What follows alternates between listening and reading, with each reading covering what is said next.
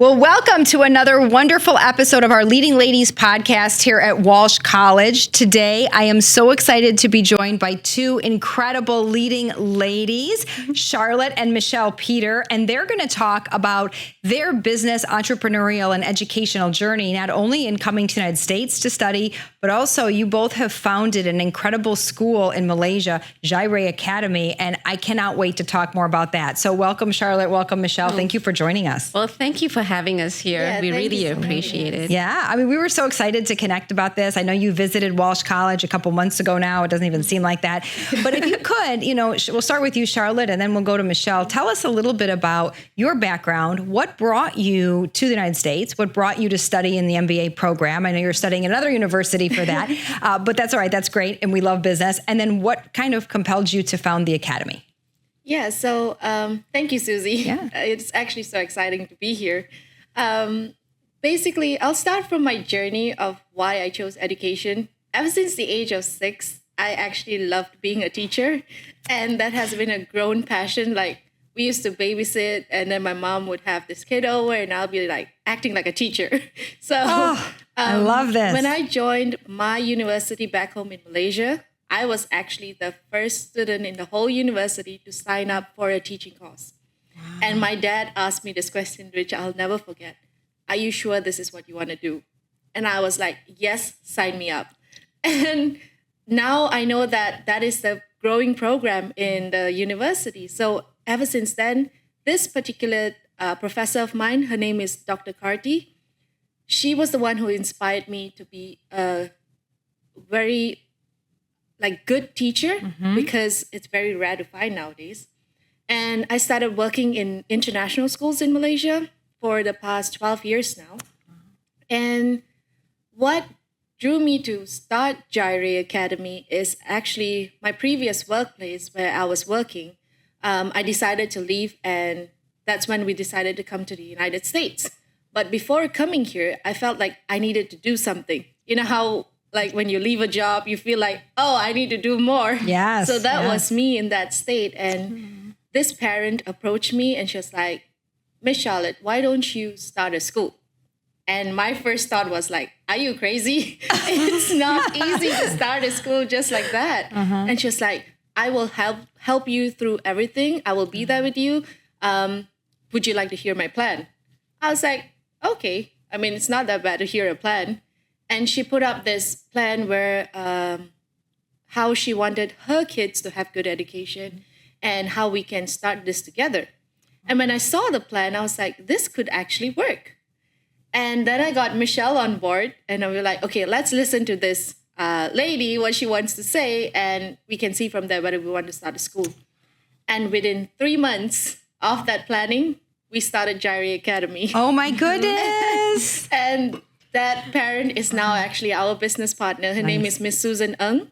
So Miss Susan Ng, myself as the CEO and founder of Jireh, Miss Susan is our COO, and Michele is our Chief Academic Officer.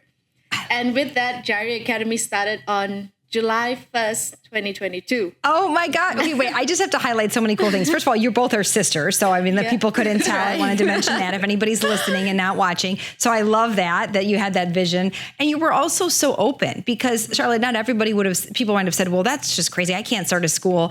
But then someone said, wait, I have a plan. And you thought, well, it doesn't hurt to listen to a plan. And I can't tell you how many women entrepreneurs and especially women leaders I've heard say, that is usually the first step, is the openness to listen to the plan. So I just really want to highlight and commend you on that. And I love your lifelong passion for teaching. You kind of knew right off the bat, oh, this is what's for me. I want to be a teacher and education. And that's something we share here at Walsh College. Education is such an empowering vehicle of change, not only in a person's life, but in a family life, in society, in community, and for the world. And a lot of what you're doing is really helping to light up that world. So I just want to commend you on that. That's great. Thank you so much. Yeah. And then so let's go to you, Michele. So now you are the Chief Academic Officer. So That's right. Tell us a little bit about even the name. What does Jireh mean? What is Jireh Academy? And then what is your role? And how does that play into, as you had talked about, some of the accreditation you're pursuing? Oh, that's wonderful. Thank you for actually having us here. So Jireh actually means providence. We actually, to be honest, prayed into the name before taking it. that was very important to us. And even the logo that we chose, it had incorporated some of the Christian aspects to it to make it more like what we believe Jireh should be. And in a sense, it worked out very well for us because what we wanted to do was to create a safe haven for students. When Miss Susan approached us for the school, she actually approached us with a lot of concerns about how schools were how teachers were teaching in schools in Malaysia. And therefore, we wanted to create a place where students were able to not just learn, but also find confidence in themselves as individuals, and also grow to be individuals that can eventually start their own career in what they absolutely want to do and believe in. Wow. And so that's why we started Jireh. And may I also start by saying my own passion for teaching and where that started? I want to hear where that came from for sure. Yes. So that actually started, unlike my sister Charlotte, mine didn't start at a young age. Mine actually started way later when I was in college, and I actually got into special needs education. And I felt in my heart right away that that's where I was supposed to be. And as I was doing it, you know how you feel as if teaching can be your vocation. That was what it was like for me. Yeah. Teaching was my vocation. And when I got into it, I just naturally had this passion towards like wanting to help students grow. Like my greatest achievement, and I know my sister shares this too, our deepest achievement is when we see our students succeed. Oh. And therefore, so good. I know. And therefore, when we started Jireh and watching our students go into it and graduate from it, we are so proud of that. I'm just going to echo a speech from my sister's graduation. Basically, she gave the graduation speech. And one of the things she said was, your success is my pride. Oh, I love that. You said that. Oh, that's so great. And that's how both of us feel about our students. And so what we want to do right now in terms of, you asked me about the accreditation process, was we want to take our school a step further, because it's not just about leaving it in Malaysia. Granted, yes, it is an online school. Jireh Academy is an online school. And what ages? Just help us understand, like when can a student start there and how far do they go? So I'm going to say that we use the British curriculum. So it starts off with year 1 and it ends at year 11. And that's when students graduate and go to college. Oh, perfect. So year 1, how old are they? Year 1, they could be about 5 to 6. Okay, so it's like kindergarten in the U.S. It's so like year 1. K to 12. Perfect. That's right. Okay, exactly. great. Yeah. Wow. So it's a full continuum. Yeah. Oh my goodness. Exactly. So they have high school with us as well, and then they graduate, and we help them actually look for the best colleges. Wonderful. Oh my goodness. So that's why we've been working really hard to affiliate ourselves with different universities, not just in Malaysia, but here as well, so that students can actually be open to a good platform for growth. So right now we are hoping that they can broaden their minds, our students, to look for more schools outside the country so that they can, be more internationally minded. Yes. Well, and it helps grow your mission too in the world. I mean, it's wonderful that you have this in Malaysia and you're providing this environment for the students. And it's great that it's as long as it is, because it really gives you time with them to help with their whole person development.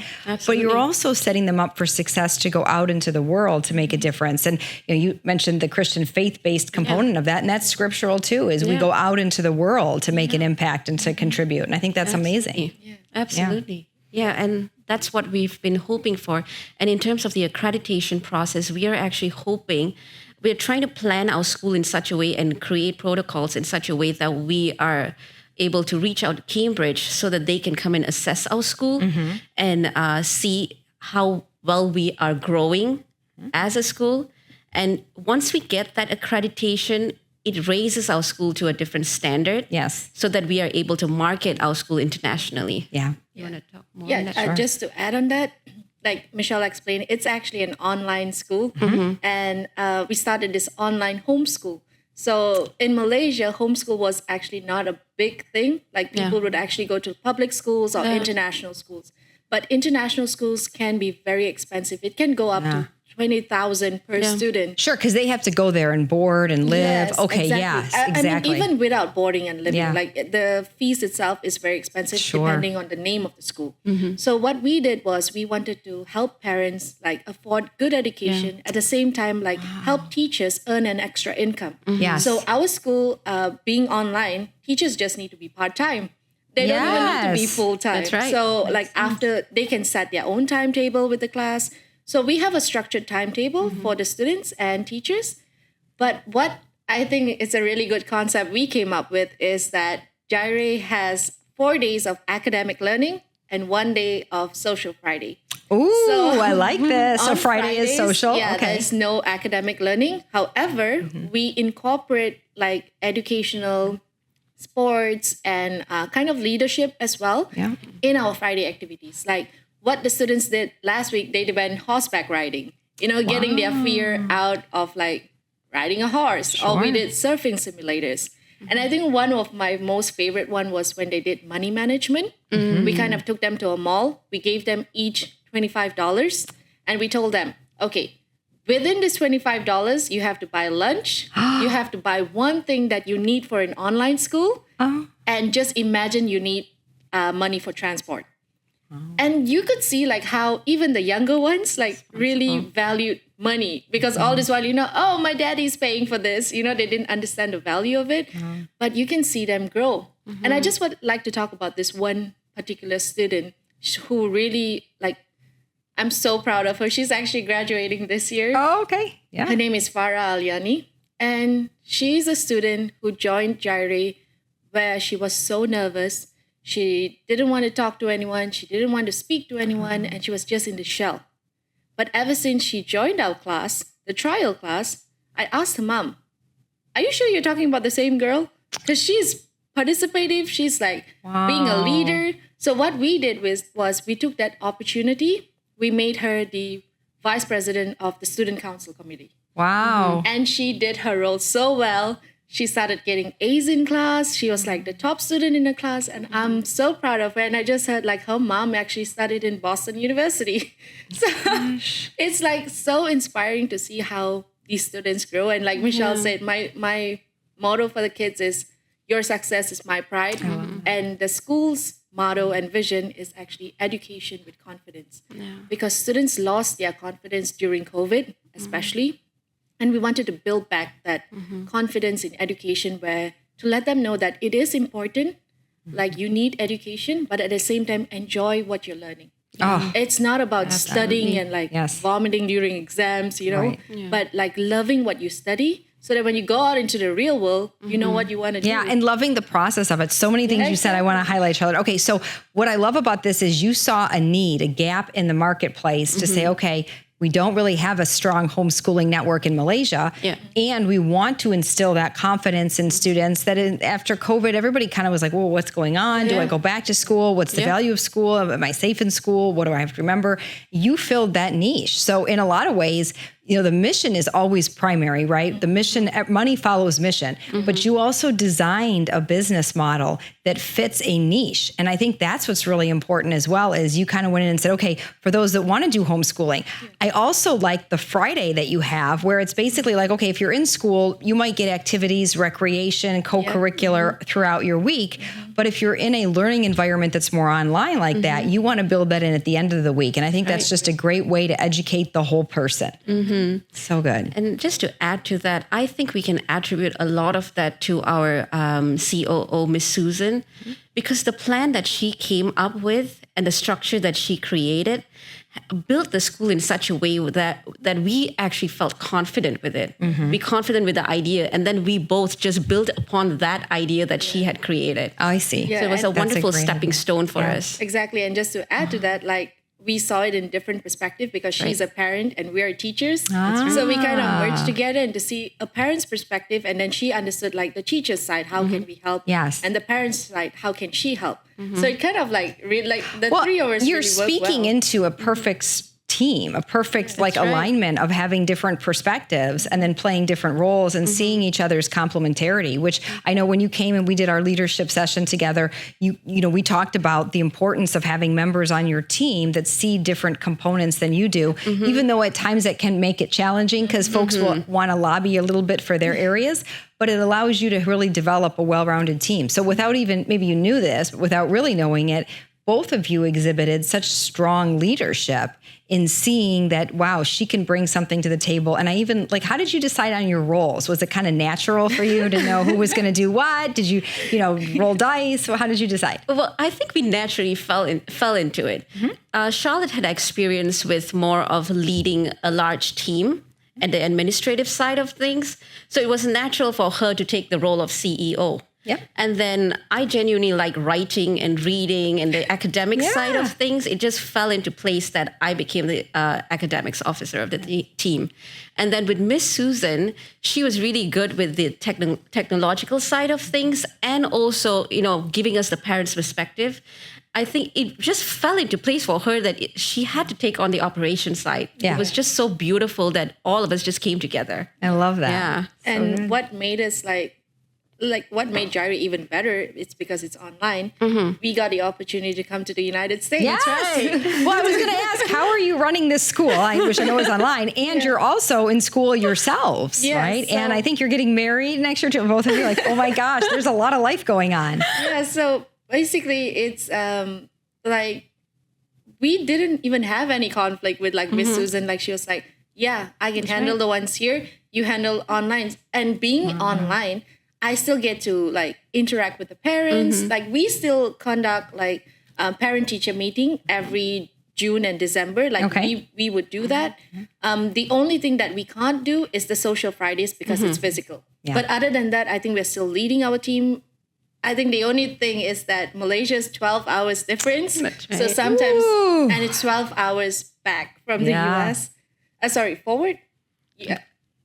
So what time is it there now? So we're around 11:30 here now. It's 11:30 p.m. there. PM. Yeah. Oh, I see. So you just have to know your morning and their evening. Right. And So and the 12 hours does help because it's 11:30 here, 11:30 there. Nice. But sometimes we do need to wake up at odd hours, but because we love what we do, we don't want the school to not thrive. Yeah. And it's really helpful that the three of us are on the same page. Nice. Yeah. So I think that's what's helpful and allowing us to study here in the United States. Now, how many students are in Jireh altogether right now? We have currently about 30 students. Wow. And we have 17 teachers with 3 administration staff. My goodness. Yeah. Wow. And are you teaching actively now too? Do you have a class you teach? Well, actually, we don't teach, but we are training teachers. Nice. So that would be my role, the training of the teachers. And then Charlotte and Miss Susan does the open day as well. We have open days every single month for new parents to come and see what our school is like. So those are the things that we are doing. And I think it's a way to, and I would like to attribute that more to Charlotte helping in this area where we were all able to see how we needed to step back also to let our team grow on their own. And at the same time, come in once in a while to hey, I think we need training in this area. Hey, I think you need a boost of confidence in this area. Yes. How can I help you here? If you have an issue, come and talk to me. I love that. Yeah. And so that's why the teachers feel safe with us. Sure. Now, where do you recruit your teachers from? Are they in Malaysia? Are they all over? So we have, most of our teachers are in Malaysia, but from different states. Nice. So being virtual, you can actually be everywhere. And another thing about our students, not all of them are Malaysians. We have students from Brunei, Singapore, Philippines, South Africa. It's around the world. So that's why we want to reach out everywhere. So you could be global. It doesn't, which is what I think is amazing. That's the vision. So tell me a little bit about the vision for Jireh. How big do you want to get? How big can you get? What is your growth plan? And then how can we help? How can other folks help if they're hearing this saying, wow, this is filling such an incredible educational niche internationally and for the globe. So what is the vision for growth? Well, I can speak on a smaller scale first. Ideally, we want 10 students a class and no more than that. But we are willing to branch out to have different classes for each year group. So it can grow to however many students we get. Sure. And however many teachers we need to hire. So in that sense, it can be as large as it needs to be because it's online. So cool. Yeah, And then- speaking on the business aspect Yeah. of it, definitely we would like to see Jireh grow globally. And what we do is we do have some parents who are like financially struggling. So we kind of like, the reason why we started a one fee structure, meaning from the time they are in K to 12, it's just one fee until they graduate. Wow. No matter how many subjects they take. That's right. So, I mean, it is a toll on the management side. Yes. But you know, like what I told my team is that we want to see our students grow, and eventually money will grow from there. But the main thing is getting these kids education. Right. So we did have students who like recently just joined. He's from Myanmar, and they had nothing. They just work in a restaurant, like cleaning plates or stuff like that. And this one guy just approached them, and he approached me later on and said, I want to sponsor this kid. And I was so touched, and I was like, I'll sponsor his uniform. You know, so I love it's this. like we have people who are sponsoring a child. So that's why we started a sponsor a child program. Nice. And we do have one person from Dubai who's also like every year he donates to our school. Wow. And that kind of helps us as well, like financially, because every social Friday, it's covered by Jireh Academy. Yeah, I was going to ask who pays for these these so- incredible activities, Yeah, but it's so covered. Jireh Academy covers everything. Good. Jireh Academy covers the books.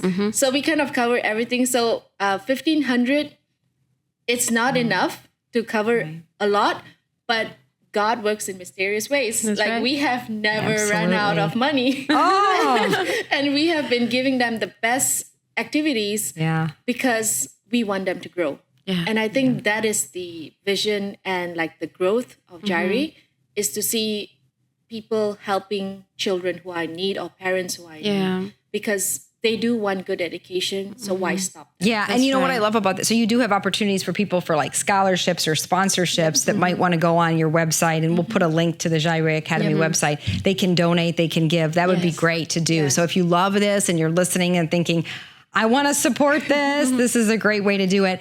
And then also, I love how you're almost cultivating your future supporters. It's not the intent per se, but when your students go out and they're able to earn good jobs, start companies, really earn some money, they're going to remember the time they had at Jireh, and they're going to want to pay it forward. And I think that's what's so beautiful about like sponsoring a student in that sense, feeling like, wow, I'm not just giving money, I'm actually making a difference in someone's life. And education pays lifelong generational dividends. You know, a degree of value can never be taken away, a degree that you earn. And I think that's such a beautiful thing. So I definitely want to encourage folks to support the work that you're doing. I mean, it's so unique. We should have more ladies out there doing things like this, because you're also models of confidence as well for the students, male and female. You're modeling what it's like to have education with confidence. The fact that you're both getting your education and likely going to continue to, that also demonstrates the commitment as well. So that's another thing I think is important, is the parents and the students see that you both value education, you buy into that mission, and then they come along as well. Yeah. And that's actually very true of what you said, because the parents actually saw us on how we want to grow the school, and they confidently like registered their children. Yeah. That's right. And that's the most beautiful thing for me, especially because that's all I ever wanted. We actually wanted to start a school. There are 5 of us siblings. Oh. We actually wanted to start a school on our own, and I guess 2 of the siblings did it. But you know, I didn't know that. It's so funny how we talk about what we put out into the universe, and you almost had this idea and this vision. Even when you were very young, your superpower was teaching, and you love reading and writing and research, and it just comes to fruition for that. So I think that's great. Wow. I think one thing we as teachers, you know, we always say when we are presenting something to a new parent for our school, to sell our school, we tell them that first and foremost, we are educators more than business persons. Because what we want to do is to let them know that we care about their children's education. Because that's the most important thing. And that's why Charlotte and I are also doing our MBA. We want to be an example to our students and let them know, hey, you can do that too. Yeah. And so thank God we have a platform to do that at Concordia University. And hopefully, you know, our students will be inspired to grow more and to see that they can do it too. Yeah.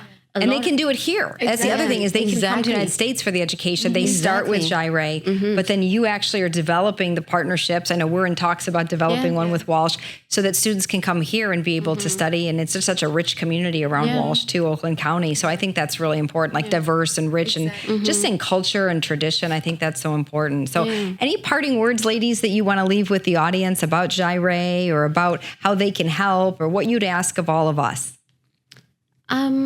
I guess, would you like to go I on think that one first? one thing I would definitely say is pray for the growth of the school. Yes. That's the main thing I would say. And also, if you can help in the smallest way, I forgot to mention the 1,500 is actually in ringgit.